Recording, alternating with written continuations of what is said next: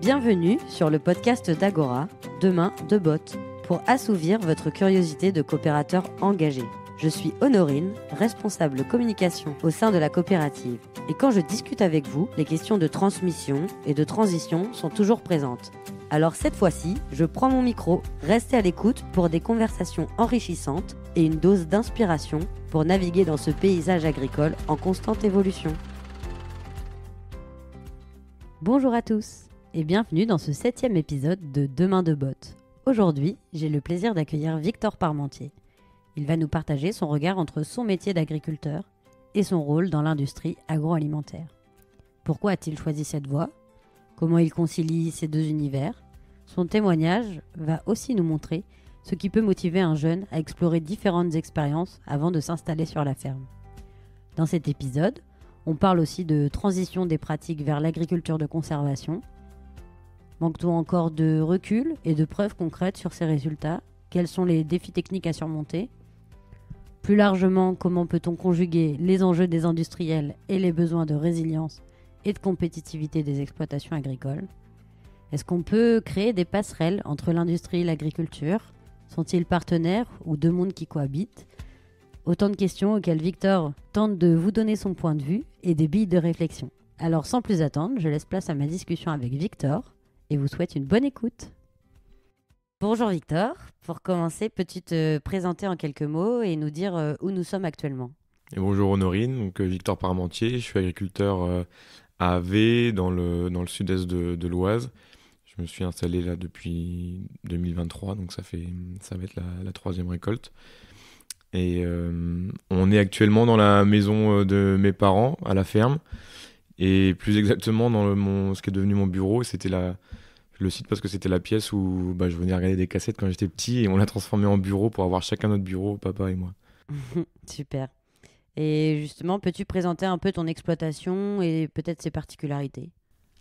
Ouais, donc c'est une exploitation familiale depuis 1888 maintenant. On est du coup céréalier à la base. On a l'irrigation sur une partie de la ferme, donc mon père a fait beaucoup de légumes à un moment. Aujourd'hui, on fait encore des oignons, des haricots. Et on a de la méthanisation aussi qui tourne depuis 2021, donc avec un groupe d'agriculteurs voisins, et ce qui a quand même pas mal d'impact sur l'organisation du travail et de la ferme, donc c'est un sujet assez central. Pour nous mettre dans le bain, peux-tu nous expliquer un peu ce que tu as fait avant ton installation et dans quel contexte elle s'est faite, et est-ce que tu as toujours voulu devenir agriculteur ? Oui, devenir agriculteur depuis, je dirais, ça a dû être au lycée ou au collège que j'ai eu le déclic. Ensuite, j'ai fait une école d'ingénieur en agriculture à Angers, l'ESA. Et j'ai fini par un stage de fin d'études. En fait, je cherchais une entreprise agroalimentaire qui valorisait l'agriculture de conservation. Les agriculteurs, dans cette agriculture-là. Ça n'existait pas trop en 2020 quand je cherchais, 2019. Et en fait, il y a eu une offre de stage chez Nestlé qui semblait parler de ça. Et donc, j'y suis allé. Et c'était, maintenant, c'est mon boulot chez Nestlé aussi. Donc, je suis très content d'avoir fait ce choix-là. Donc, j'ai bossé un peu chez Nestlé jusqu'en 2023. Et je me suis installé et on a continué à faire du Nestlé et de la ferme en même temps. Justement, tu parles de Nestlé. Tu peux nous dire ce que tu fais chez Nestlé, ton poste, à quoi ça consiste ? Ouais, donc je m'occupe du déploiement de l'agriculture régénératrice en France dans nos approvisionnements.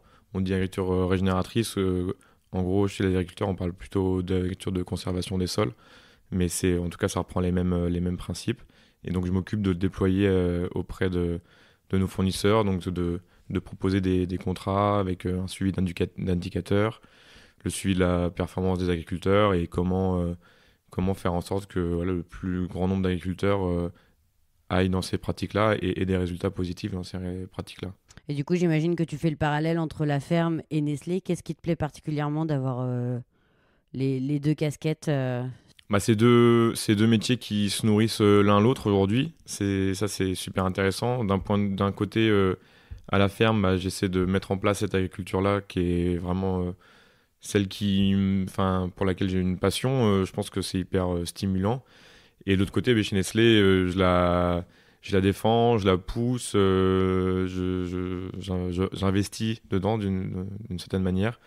Et donc voilà, c'est assez plaisant de pouvoir la soutenir dans un groupe de la taille de Nestlé et qui a pris cet engagement-là de s'investir à fond pour avoir, je le rappelle, le 100% des approvisionnements issus de l'agriculture régénératrice en 2050. On a dépassé les 20% là, et voilà, c'est un super enjeu pour l'avenir. Et tu l'as dit, en 2020, quand tu es arrivé chez Nestlé, il y avait un peu d'acteurs qui étaient engagés dans cette dynamique. Sans l'implication des industriels, c'est peut-être difficile de faire évoluer la dynamique globale. Est-ce que tu peux un peu nous prendre par la main et nous raconter un peu les grandes étapes justement de cette transition quand tu es arrivé entre 2020 et aujourd'hui? Quels ont été un peu les points clés? Mm. Mais en fait, quand je suis arrivé, on était encore, je dirais, à l'ère des schémas de filières plutôt classiques. On connaît, je sais pas, l'U-Harmonie, nous on avait la charte préférence Nestlé, voilà, un contrat plus ou moins avec des pratiques, et chaque industriel a son truc. Et là, l'idée, depuis 2018, Nestlé travaillait déjà avec Earthworm Foundation pour essayer de trouver des indicateurs et plutôt quelque chose à l'échelle de l'exploitation, pas seulement de la culture qui intéresse l'industriel, mais pour regarder l'ensemble des pratiques et des résultats que l'agriculteur arrive à atteindre avec ses pratiques. Et donc il y a eu ce travail-là, il a fallu regrouper plusieurs acteurs pour se dire que avoir un travail à l'échelle de l'exploitation, ça pouvait aussi permettre de valoriser toutes les cultures de l'exploitation. Donc voilà, il y a eu un groupe d'industriels, la création d'un cadre agronomique, donc trouver les bons indicateurs et tout. Et puis après, bah, nous, sur nos approvisionnements, donc principalement le blé pour commencer, bah, il a fallu aller voir les fournisseurs et leur proposer. Ça n'a pas été simple au début, ça n'a pas été accueilli aussi bien que ce que je pensais, notamment ceux avec qui on travaillait depuis plus longtemps. Au début, ils me disaient, mais pourquoi est-ce qu'on change tout maintenant? Et puis comme c'était la première fois que des contrats comme ça qui étaient proposés, il y avait un peu peut-être de méfiance aussi, ou pas beaucoup de confiance dans les industriels. Je crois que ça, c'est un schéma qui est classique. Donc il y a eu voilà, convaincre, et puis bah, maintenant on l'a quand même déployé assez largement. Alors il reste des volumes à aller chercher, mais maintenant il y a aussi une grosse partie qualitative, tant sur le retour des données, comment est-ce qu'on se rend compte des bénéfices de cette agriculture-là, quoi. Qu'est-ce qu'on récupère pour l'environnement, pour l'agriculteur, et d'un point de vue aussi bah, du niveau global des agriculteurs, euh, acter la transition, quoi, voir qu'il y en a beaucoup qui progressent significativement. Mm.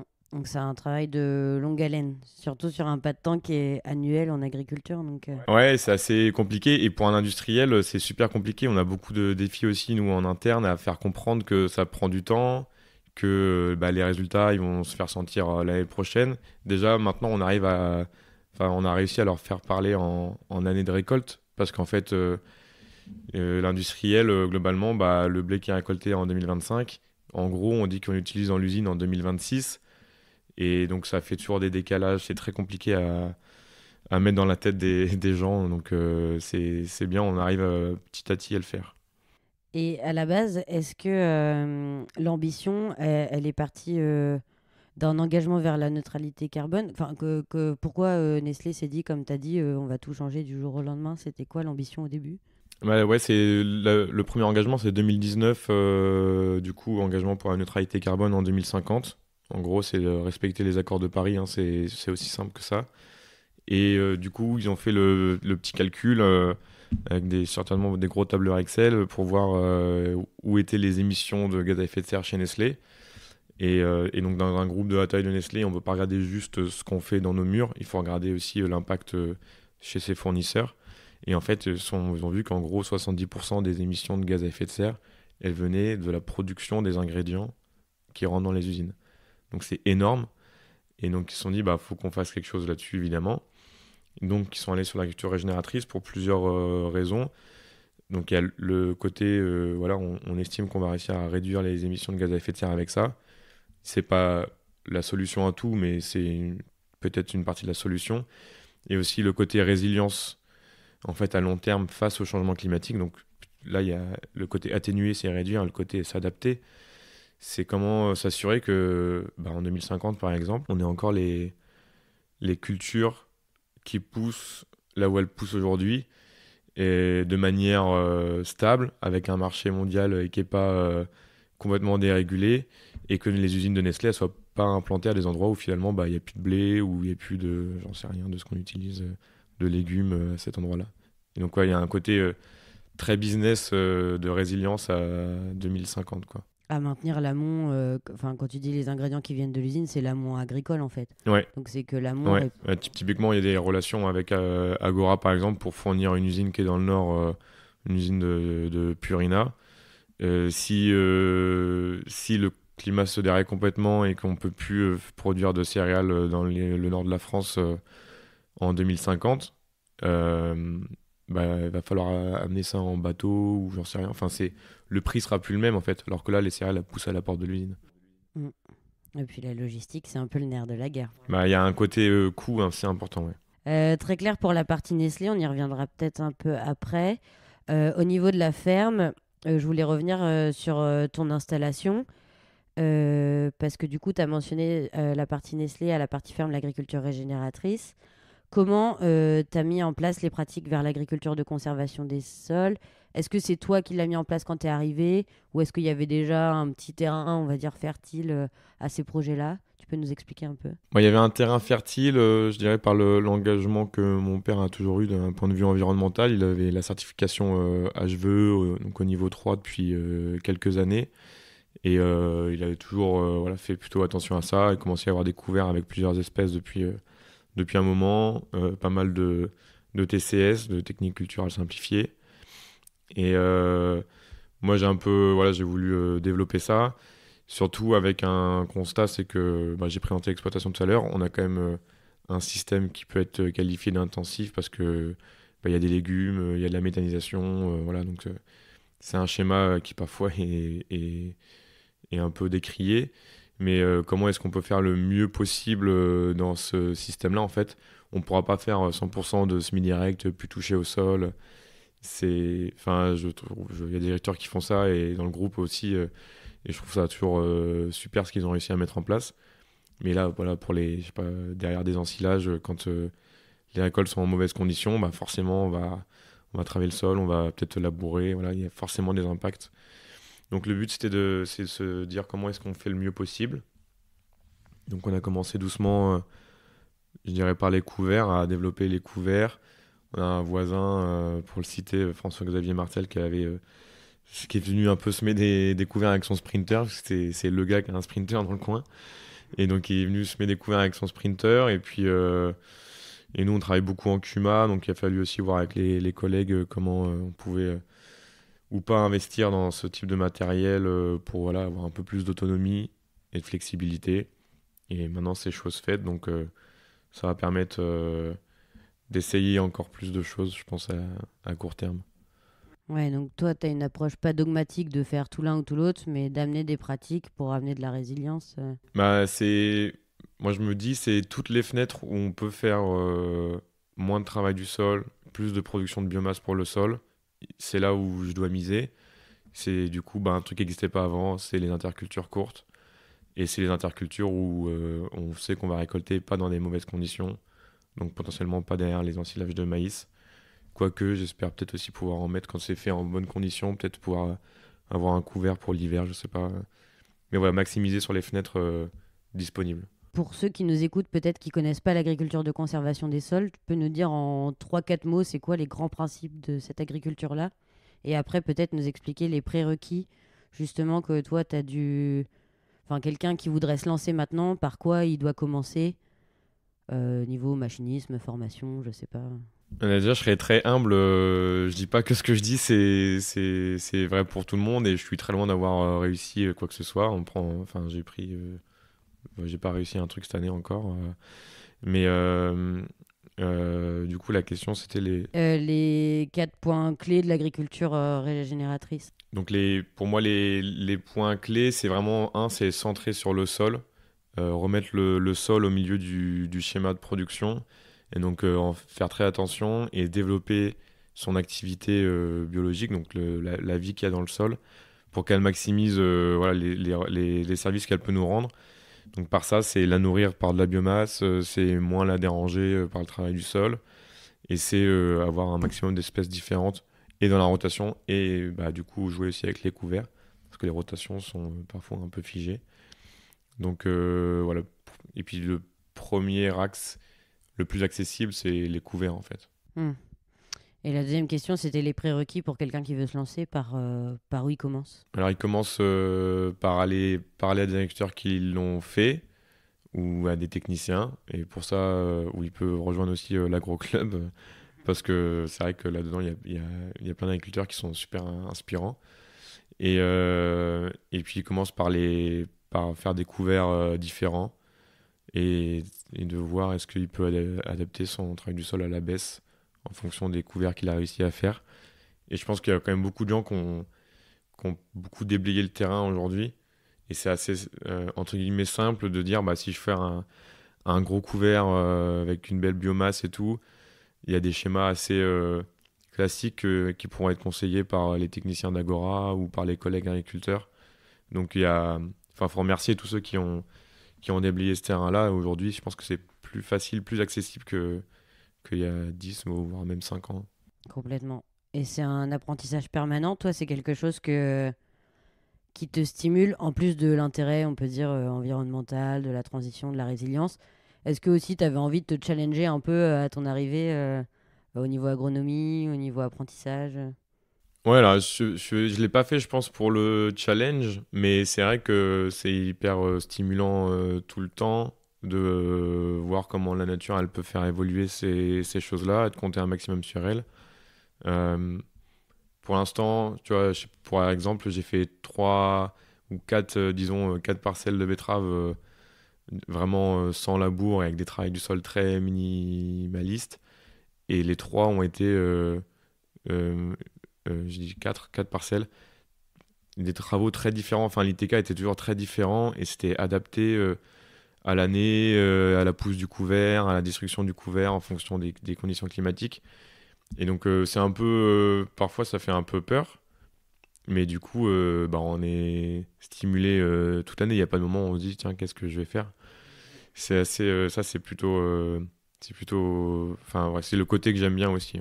C'est un apprentissage tous les jours. Tu as parlé des agroclubs. Les agroclubs, c'est des clubs d'agriculteurs qu'on a chez Agora, avec des accès aux formations. Et c'est vrai qu'on voit beaucoup. Toi, je sais que tu viens parfois avec ton papa, et on voit beaucoup de binômes père-enfant qui viennent. Donc, c'est un outil pour aborder la transition, mais presque aussi la transmission euh, entre père et fils. Et toi, justement, ça fait donc à peu près 2 ans que tu es bien sur l'exploitation. Donc, tu n'as peut-être pas assez de recul d'indicateur long terme pour nous en donner. Mais quel est ton ressenti aujourd'hui par rapport à la transition que tu as menée? Quels sont les constats que tu fais, peut-être au niveau des rendements? Bah, sur les parcelles, par exemple, de betteraves, vous vous avez parlé qu'on a fait des choses différentes. Il n'y avait pas eu de baisse de rendement par rapport à nos voisins qui récoltaient au même moment. Donc ça, c'est première satisfaction.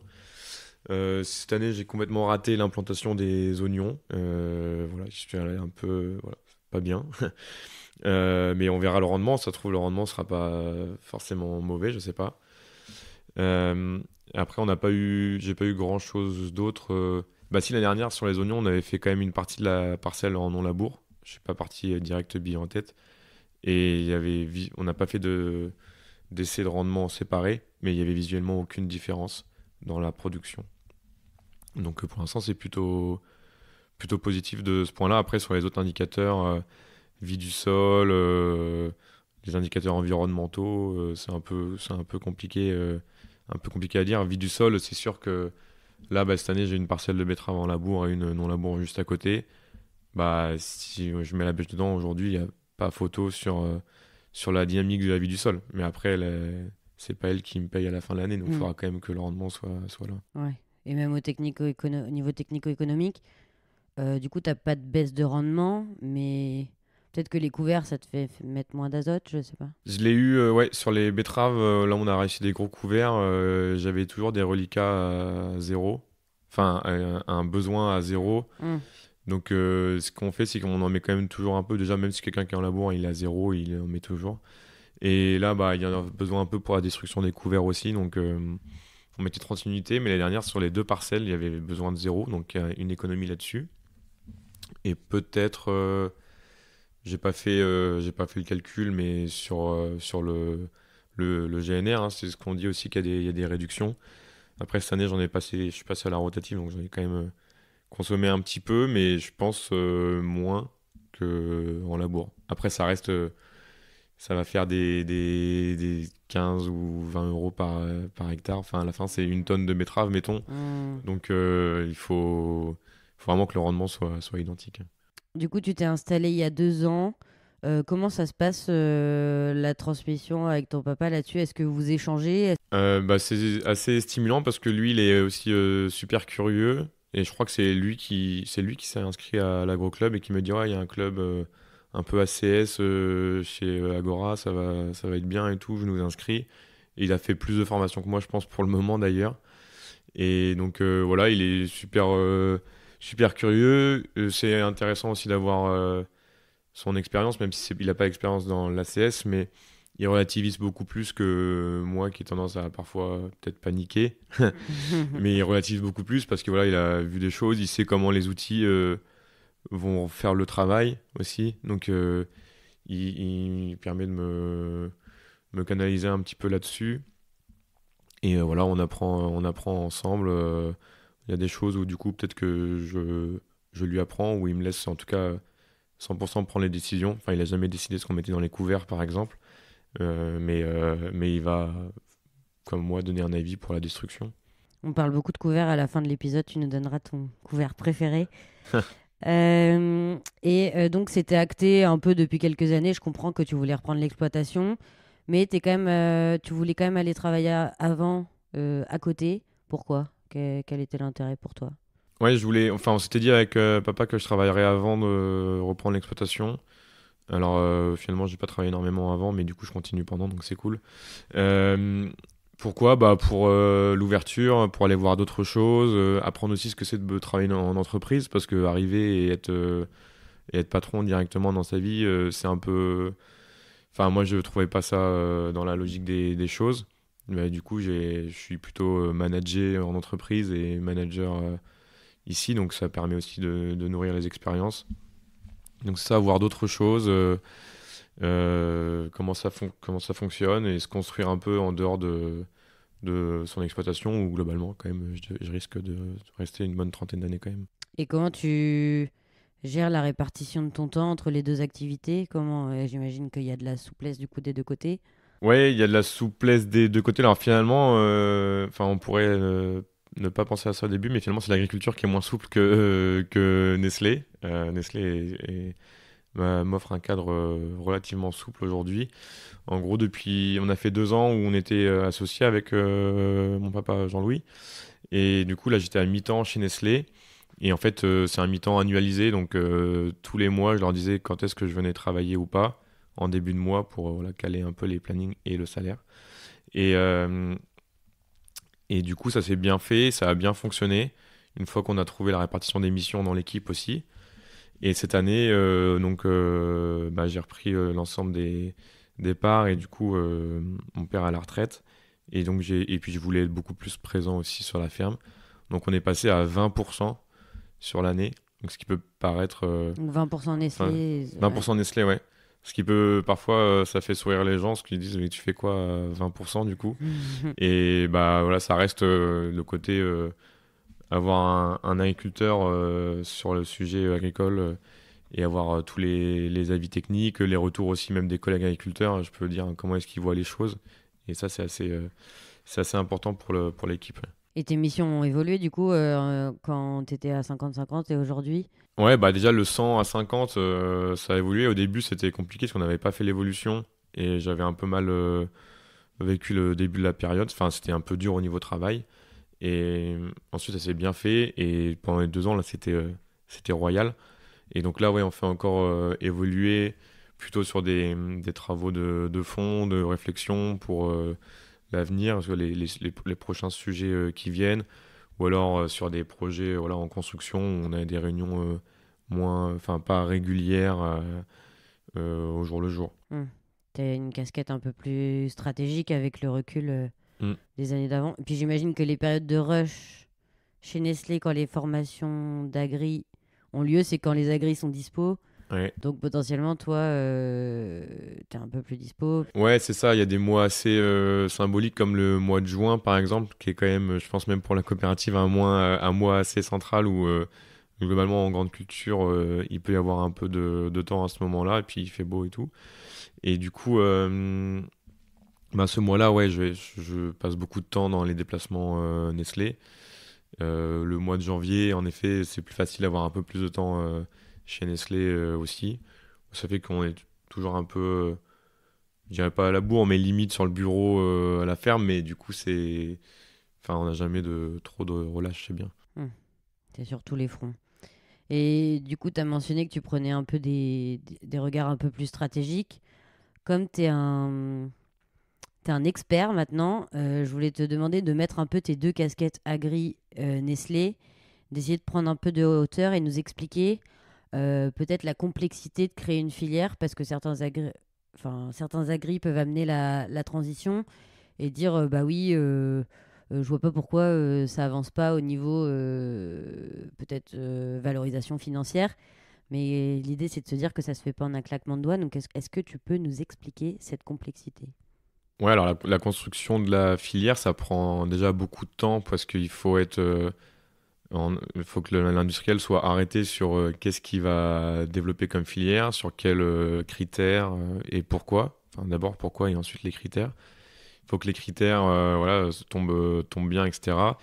Il faut aller voir le fournisseur, se mettre d'accord avec le fournisseur sur quel volume, le nombre d'agriculteurs, comment est-ce qu'on va peut-être aussi aller entre guillemets, les choisir ou à qui on va proposer ce contrat-là, sous quelles contraintes. Et, euh, et il faut ensuite que tout ça, puisse être valorisé quelque part par l'industriel en question. Mais c'est pas valorisable direct, donc c'est un coût très important pour l'industriel. Donc il faut avoir des industriels qui sont capables de le faire. Et puis il faut pas oublier qu'en France, et notamment à Agora, je pense, on exporte une grosse partie de ce qu'on fait. Donc à partir du moment où tu exportes, qui est-ce qui achète derrière et qui est-ce qui a envie qu'il y ait une filière particulière? C'est pas forcément tout le monde. Je pense que la plupart du temps, ou même 99,9% du temps, c'est juste le prix qui compte. Donc là, dans tout ce qu'on produit, on n'est pas capable de mettre en filière. Donc voilà. Au niveau international, tes concurrents, c'est plus la France, c'est carrément des pays. Donc, Ouais, c'est carrément des pays. Après, l'avantage de la France aujourd'hui, c'est son image de production, euh, comment dire, positive d'un point de vue environnemental. Enfin, d'être une des agricultures les plus durables, ou la plus durable en tout cas. Et c'est vraiment reconnu comme ça. Et donc ça, c'est quelque chose qui peut potentiellement s'exporter. Je pense par exemple au sucre, on est beaucoup à faire des betteraves sucrières aussi.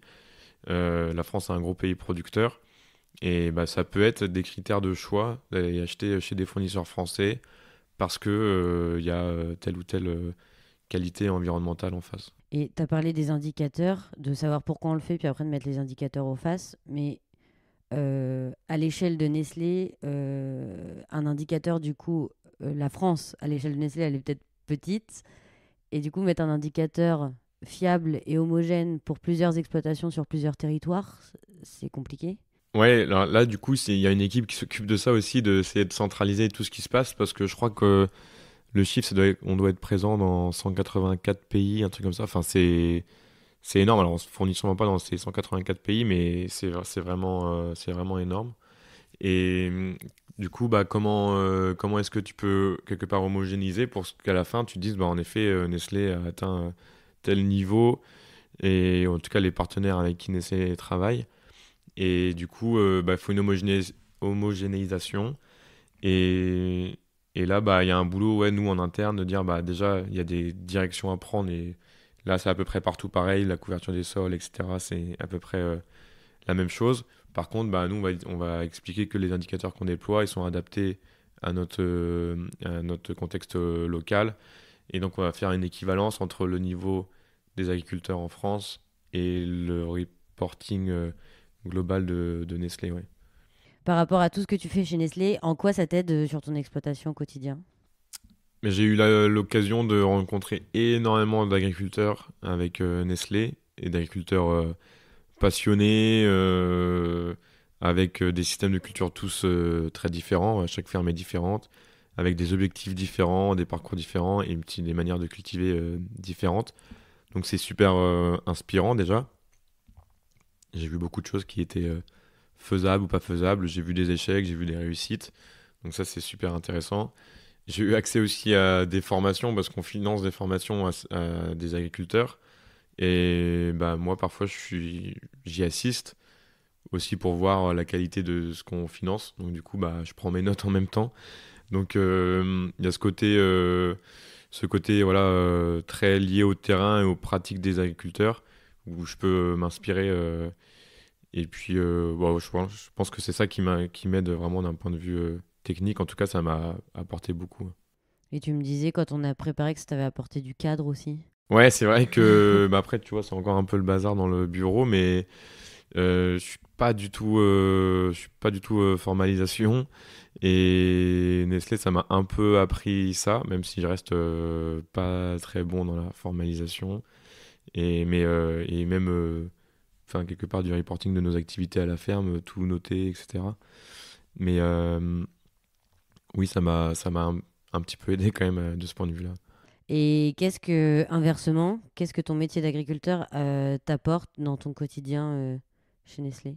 Bah, ça nous a apporté beaucoup de crédibilité en fait dès le début parce que je vous dis quand on allait voir en 2021-22 des coopératives pour leur dire on va faire des contrats agriculture régénératrice, voilà, franchement tout le monde n'était pas très enthousiasmé par l'idée et en fait bah, quand on va parler et que je dis bah je fais comprendre que je suis agriculteur et ça aide tout de suite ça brise un peu un truc parce qu'on a l'impression qu'il y a toujours une guéguerre entre le monde agricole et les industriels. Et du coup, ça casse tout de suite un truc et on explique qu'on fait des trucs positifs, vraiment centrés sur l'agriculteur, etc. Donc ça a mis en place de la confiance, je pense, et c'est primordial pour développer des relations saines.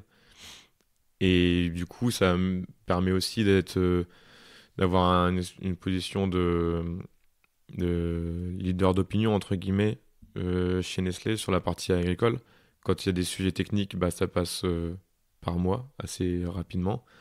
Je donne mon avis, on oriente un peu les choses. Et il y avait la petite anecdote sur, par exemple, sur les paquets de Choc-A-Pic, que moi j'en ai toujours mangé quand j'étais petit, j'en mangé encore ce matin, mais euh, il y a une communication derrière qui est faite sur l'agriculture régénératrice, justement. Et du coup, bah, pour valider en gros les réponses, ou du moins que ça soit à peu près bien formulé pour pas qu'on dise une bêtise, bah, j'avais travaillé avec l'équipe qui a fait cette communication. Donc j'en étais assez fier et c'était assez content de valider ce genre de choses et de le retrouver après sur la table du petit déjeuner. C'est hyper concret, c'est l'aboutissement du projet jusqu'au Ouais, packaging au consommateur, quoi. ouais, et puis enfin, on remarque aussi, et en tant qu'agriculteur, on le sait, quand on est engagé dans ces filières-là, bah, il y a un côté, il y a une prime potentiellement, mais il y a aussi quelque chose on sait où est-ce que va notre production, à quoi elle sert, et on attend aussi que l'industriel derrière, peut-être, il valorise, ou en tout cas, il communique sur ce qu'on fait, parce qu'il a la puissance de le faire, qu'un agriculteur tout seul ne se sent pas de pouvoir toucher autant de monde. Donc c'est vraiment un objectif pour nous aujourd'hui de mettre en valeur ce que font les agriculteurs, quoi, ce qui est vraiment fait sur le terrain. Et on fait souvent des visites d'ailleurs chez des agriculteurs et c'est toujours des super moments parce qu'il y a un peu de déconnexion aujourd'hui entre je dirais, le milieu urbain et l'agriculture et les gens sont toujours ravis d'aller dans les fermes. Oui, ça redonne du sens sur un groupe agroalimentaire qui a une visibilité énorme. Et bah, après, on peut le dire, aujourd'hui, c'est des petits volumes par rapport à la production. Peut-être pour nous, Agora, à l'échelle de l'Oise, c'est des très petits volumes, mais c'est une dynamique qui est en marche et c'est pour ça que c'est intéressant d'en parler. Et justement, est-ce que tu te sers de ta ferme pour tester ce que tu promeus chez Nestlé? ou pas forcément? Alors, on n'a pas de contrat directement en mode R&D des sujets de distorsion de concurrence. On ne peut pas trop engager la boîte d'un salarié, mais Ça paraît logique. c'est plutôt logique. Mais en tout cas, j'applique ce que je promeux, enfin, en tout cas, j'essaie d'appliquer ce que je promeux chez Nestlé. Donc, quelque part, on pourrait dire oui. Et puis j'alimente aussi mes collègues avec ce que je fais, donc ça leur permet aussi de monter un peu en connaissance sur qu'est-ce qu'on fait en tant qu'agriculteur. Et du coup, bah, eux aussi, d'être plus au fait quand ils rencontrent des agriculteurs derrière, quoi. Et on l'a dit, ça représente une petite partie des agriculteurs. Qu'est-ce que tu penses qu'il leur manque quoi aujourd'hui pour accélérer leur passage vers la transition, que ce soit agriculture régénérative, agriculture de conservation? Je pense faut aller voir les gens qui ont réussi et chez qui ça fonctionne. Et il y en a quand même pas mal, quoi. Donc, une fois que tu as vu que ça a fonctionné, et peut-être qu'il faut avoir aussi, et c'est compliqué parce que tout le monde a une ferme différente, mais une preuve de côté économique, parce que c'est ça qui drive tout. Est-ce que économiquement c'est mieux? Et comme c'est des sujets long terme, souvent en agriculture, on est fixé sur notre année, peut-être la récolte suivante pour l'enchaînement des cultures, mais pas beaucoup plus loin. Donc, en termes stratégiques, comment est-ce qu'on peut le faire évoluer, quoi, dans la tête d'un entrepreneur agricole? Et puis après, bah, c'est de la formation, mais aujourd'hui, ce que je disais, bah, je pense qu'elle est beaucoup plus accessible qu'elle l'était il y a même 5 ans, et notamment avec les gens qui ont réussi. Et les agriculteurs sont pas du tout en rétention d'informations, c'est même le contraire, ils partagent très largement. Donc, faut aller se nourrir quand on voit quelqu'un qui travaille différemment dans la plaine, bah, faut aller lui demander ce qu'il fait, quoi. Ouais, donc il faut des indicateurs de preuve, de la formation et une vision long, moyen terme et court terme sur ton exploitation comme un vrai chef d'entreprise en fait. Ouais, ouais, je pense. Bah, après, tous les agriculteurs sont des chefs d'entreprise, mais oui, comment est-ce qu'on peut, même finalement, quand tu le fais, tu sais pas si dans 20 ans, tu vas vraiment être produire mieux que le voisin. Enfin, t'en as aucune idée. Donc, enfin, tu le sens, mais tu le sais pas. Donc, oui, c'est compliqué de. Il n'y a pas vraiment. Aujourd'hui, les preuves matérielles sont pas forcément toutes disponibles facilement. Donc, c'est normal qu'il y ait un peu de réticence quand il y a un système qui fonctionne. Après, il y a aussi faut voir des industriels, tu vois, comme McCain, par exemple, donc eux, c'est quand même des volumes hyper importants en pommes de terre, qui s'engagent, bah, parce que eux, quand tu parles avec eux, ils ont vu que les rendements, où ils stagnaient, enfin, au mieux, ils stagnaient, au pire, ils diminuaient sur leur total de producteurs, quoi. Et ils le font vraiment parce qu'ils s'inquiètent de ça. Et donc, là, tu te dis ça te met la puce à l'oreille quand même qu'il y a un truc positif derrière.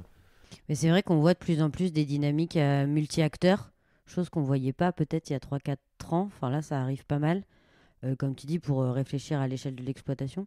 Donc même parfois, des concurrents vont arriver à travailler entre eux le volet technique, en tout cas pour l'instant sur la partie technique. Ouais, on se travaille beaucoup plus avec d'autres industriels qu'on le faisait avant. Enfin, on travaillait pas du tout avec d'autres industriels, je pense. Enfin, assez peu, en tout cas au niveau France. Et ouais, maintenant ça s'est développé. Alors, parfois c'est un peu compliqué au niveau juridique, enfin, en fait, le fond est super positif parce que c'est pour avoir évité la multiplication des cahiers des charges. Et voilà, le côté agriculture régénératrice, on a compris que c'est la couverture, le travail du sol, tout ça. Et comment est-ce que bah, on le matérialise d'une manière uniforme entre les différents acteurs, quoi. Comment on co-construit intelligemment. Ouais. Si on repart un peu en arrière, quand tu es sorti de tes études, est-ce que ton regard a évolué par rapport à aujourd'hui sur un sujet Ouais, je dirais le truc qui a le plus changé, moi, quand je suis arrivé chez Nestlé, c'est que tout de suite, on m'a parlé changement climatique, émissions de gaz à effet de serre et tout. J'en avais pas du tout entendu parler à l'école, et ce qui est un peu dommage d'ailleurs. Et le rôle de l'agriculture là-dedans, où sont les émissions, pourquoi, comment est-ce qu'on peut diminuer l'impact de manière assez rapide ou sensible sur l'environnement avec l'agriculture. Donc ça a changé assez vite, et du coup je me rends un peu plus compte de quand je fais quelque chose, quel est l'impact que ça peut avoir à court ou moyen ou long terme sur l'environnement, peut-être sur moi ou sur l'équipe aussi.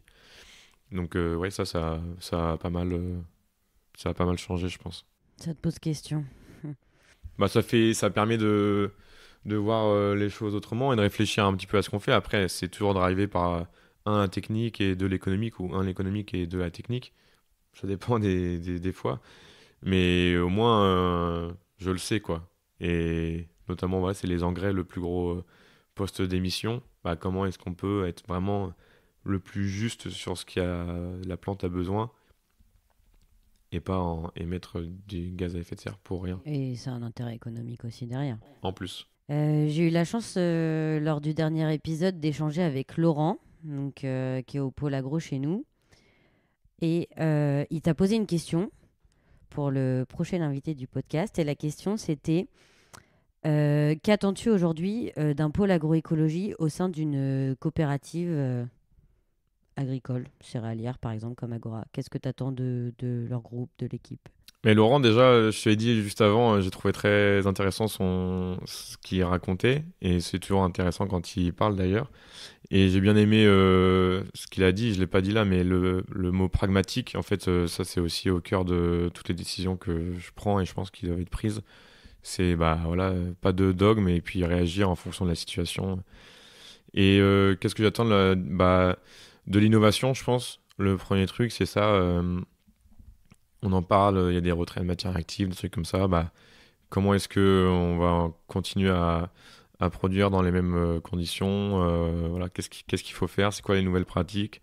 Est-ce que, je sais pas, même des trucs, des herbages mécaniques et tout, toutes les innovations possibles. Et puis du lien, je dirais, avec entre guillemets la société, quoi. Enfin, les attentes des clients, etc. Enfin, pour replacer l'agriculteur vraiment au centre du maillon agroalimentaire, quoi. Mm. Oui, que le pôle agro travaille en synergie avec tout le monde autour de lui, parce que s'ils pensent que leur volet technique, ça ne sera pas Ouais, viable. ça sera pas viable. Et puis le transférer aux agriculteurs, tu vois, le dire aussi, bah, c'est ça que les clients attendent aujourd'hui, c'est de ça qu'on parle. Parce que parfois dans la ferme, on se rend pas compte de certaines évolutions et de pourquoi aussi on est drivé à aller faire des évolutions. Enfin, on le comprend pas forcément toujours. Mm. Donc de la veille et de l'ouverture. Ouais. On arrive à la fin de l'épisode. J'ai un peu de quelques questions signatures que je pose à tous mes invités. La première, c'est quel message aimerais-tu transmettre à un jeune qui souhaite s'installer aujourd'hui en agriculture ou qui s'intéresse à l'agriculture? Bah, d'y aller, c'est un super métier, super stimulant. Et puis, tu travailles avec la nature tout le temps. Tu es la plupart du temps dehors. Donc, ça, c'est super agréable. Et puis, ouais, tu travailles avec la nature, quoi. C'est elle qui décide un petit peu de ce que tu vas gagner à la fin de l'année. Donc, ça fait peur, mais c'est hyper enrichissant. La deuxième question, c'est quelle idée reçue aimerais-tu lever sur ton métier ou sur l'agriculture en général? Bah, je vais pas reprendre ce qu'a dit Laurent sur l'image de pollueur, mais j'aurais Ça revient bien souvent. dit pareil. Surtout que moi, je retrouve quand même beaucoup plus de plastique dans les champs que ce que j'en aimais, je crois.